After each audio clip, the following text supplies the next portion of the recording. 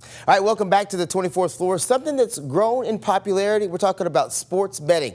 Now, I wish I could tell you who and when to bet, but that's not really my thing. For that information, we're bringing in ABC 24's Rich Denson.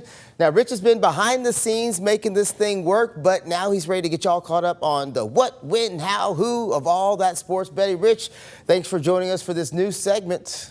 Well, you know, Coach Cedric Miller did talk about the Welcome Back Tour, and that's kind of been the thing for me because it's been a minute since I've been on air. But welcome, everybody, to the premiere of 901 Bets. This is where we break down the world of sports betting in a way that's easy to follow, and we always try to be Memphis-centered when we can. Now, before we start, I want to be clear. This segment is for entertainment and education only. Today, we're here to explain the terms and help you understand the language of sports betting, make suggestions on what maybe to bet on, but ultimately, the decision rests with you. We are not responsible for your wins, your losses, how much you bet, if you don't bet, and if you or someone you know has a gambling problem, help is available. Jared, bring that lower up for me.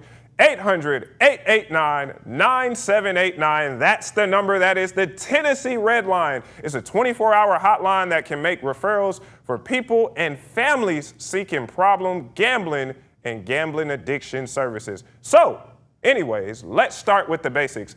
Think of this as sports betting for dummies. First up, the point spread. That's the number odds makers use to even out a matchup. So, for example, if the Grizzlies are -5, that means they have to win by more than 5 points for you to cover. Now, if they win by exactly 5, that's called a push. And if they win by less or lose altogether, the underdog, well, they cover. Let's move on. Second, the money line. This one's simple. Just pick who wins the game. I mean, that's easy. That's kind of like how we used to bet with our family. Like, okay, I'm going to bet on the Grizzlies.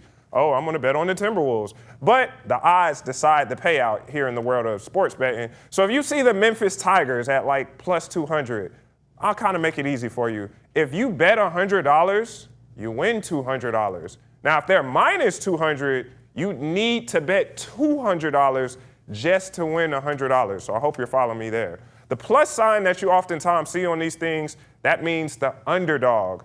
The minus sign means they're the favorite. And finally, let's move on to the over-under, also called the total.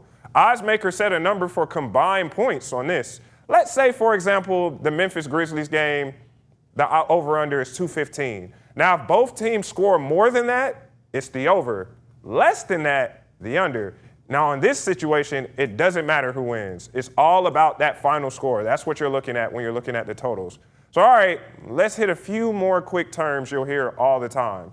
Let's start with favorite and underdog. Simple. The favorite is expected to win. The underdog isn't. That's kind of self-explanatory. Now, parlay. Now, you might hear all this all the time about parlays. This is when you stack multiple bets together, usually 2, 3, 4. The more you do, you know what I'm saying, the better your odds are.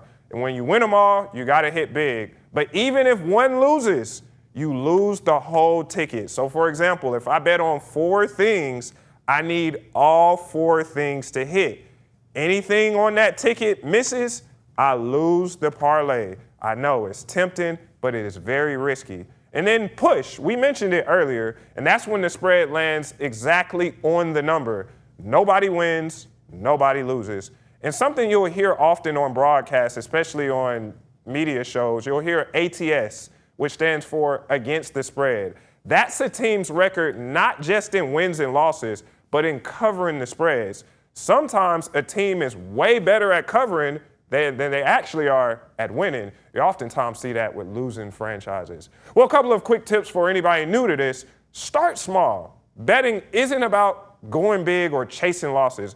Me personally, I generally never bet more than $25 a week. So bets I could make could be $1 here, $1 there, sometimes $5 here, $5 there, $10 here, $10 there. You get what I'm saying.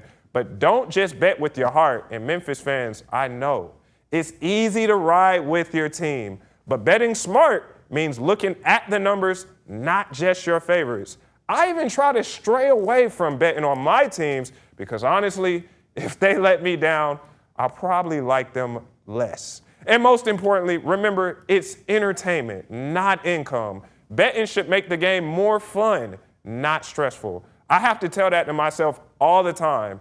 And something that a friend of mine told me, when that money is gone, it's gone. Win or lose, just charge it to the game. I know we say that in a lot of aspects of life, but seriously, just charge it to the game, win or lose. And I like to call it a futures bet, which is self-explanatory. I'm betting on something down the road.